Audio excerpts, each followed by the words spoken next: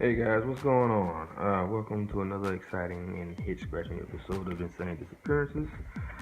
Sorry for the delay.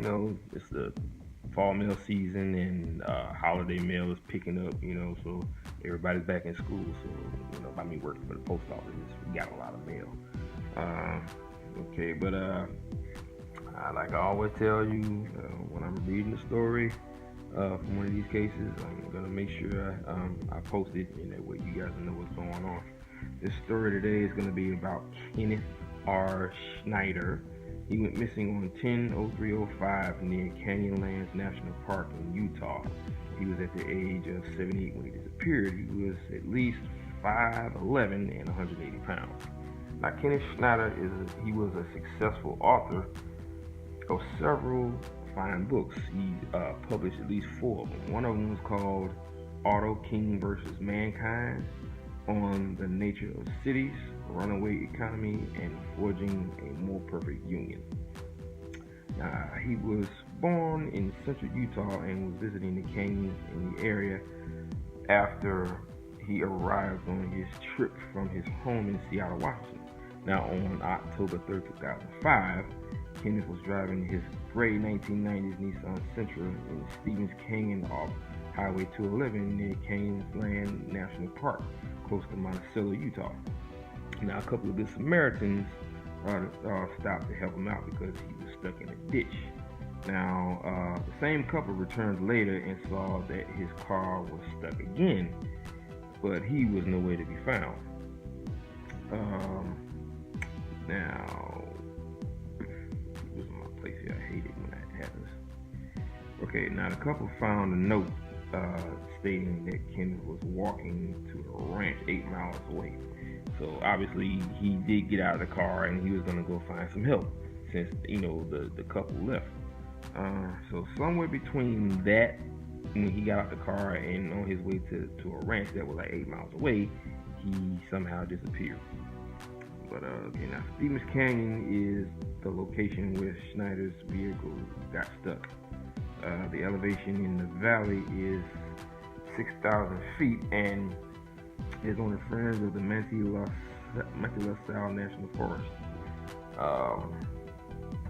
This is also the topographic border between the desert and the green forest of the region. This is approximately 10 air miles from Monticello, but probably 40 actual driving miles from the city. Schneider was approximately 8 miles from State Highway 211. Law enforcement started a search for Kenneth, but he was never found. Police were able to contact Kenneth's family and determined that he had a hip condition that prevented him from walking more than a half mile without discomfort. Law enforcement and family members believe that Kenneth became lost or injured and died in the area. San Juan County Sheriff's Office still holds a case file on Kenneth Schneider. Okay, now here's where I have a problem with that. Now, the family thinks that he got hurt because of his hip, and he got lost and died somewhere, between where his car was found and the ranch. But if that was the case, his body would have been found somewhere in that area between point A and point B. So obviously something other than him dying out actually happened to him. So somehow he was taken away. Just think about all the cases that has happened over the past couple of hundred years. Pretty much everybody that has been taken always had an ailment or a disability. He had a disability, his hip. So obviously he is part of that criteria and that profile point that David looks for. Okay? So this is one of your typical cases when a person that has an ailment or a disability, they disappear.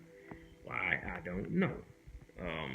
Maybe somewhere on another Earth, they need different types of people with different types of problems to make it look like an actual Earth-like planet. Where you have all these different problems that humans have. Whether it be sicknesses or whatever the case may be. Oh, excuse me. Um, but yeah, so his case alone is definitely one of those weird cases where he just suddenly just vanishes. You know, out of all the times I've seen stuff like this happen. Well, not stuff like this happen.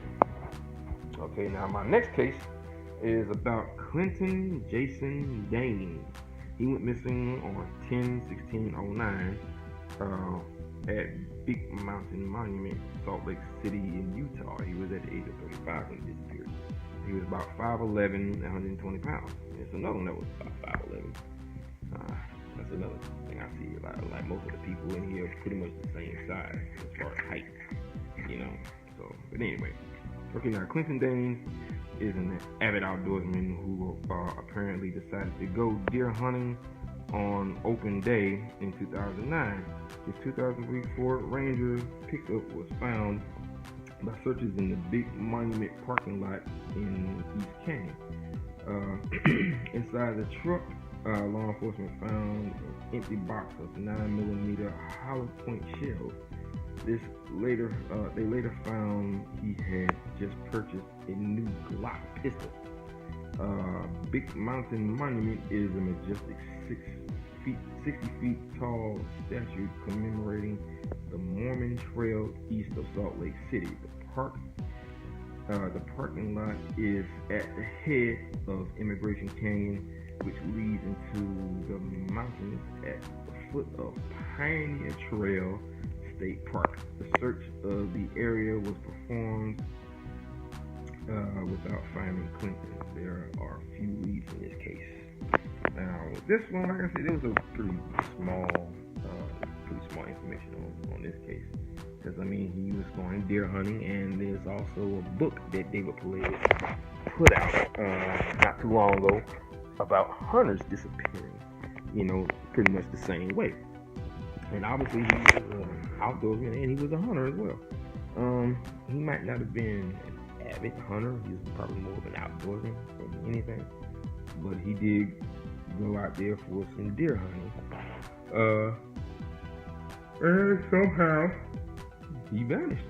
There was no indication, where he was before or after.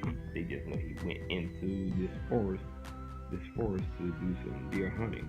Now, in cases of nature spirits and people hunting the deer and all the other wildlife in the forest, my take on this is that these nature spirits did not like the fact that he was in the forest with a gun shooting at nature.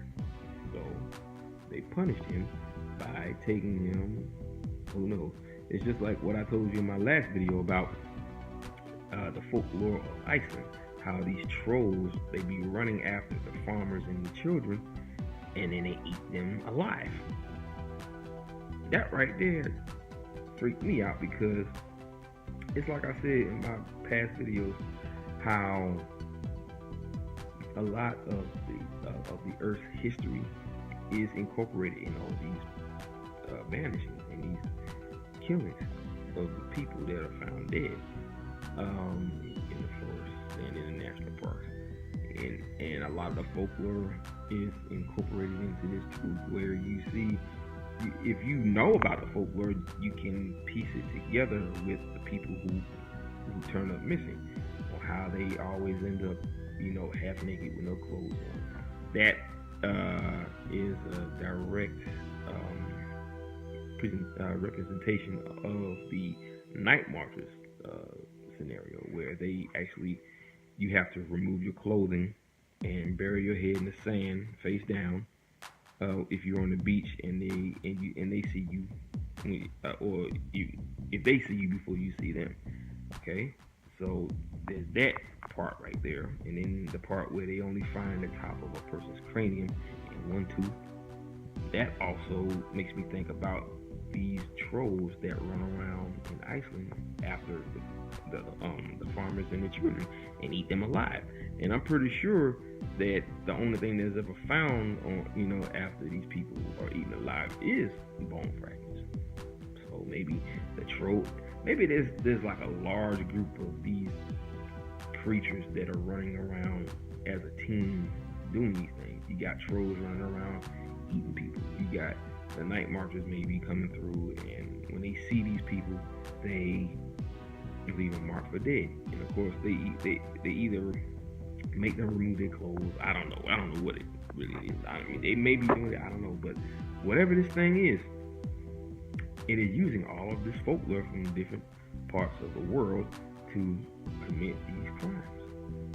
You know, I mean, that's just my personal guess on this whole situation. I don't know, but it's just so much to piece together. I mean, you can think about all the theories you want, but when you're dealing with other people who want proof, they're not really gonna get it, if you ask me.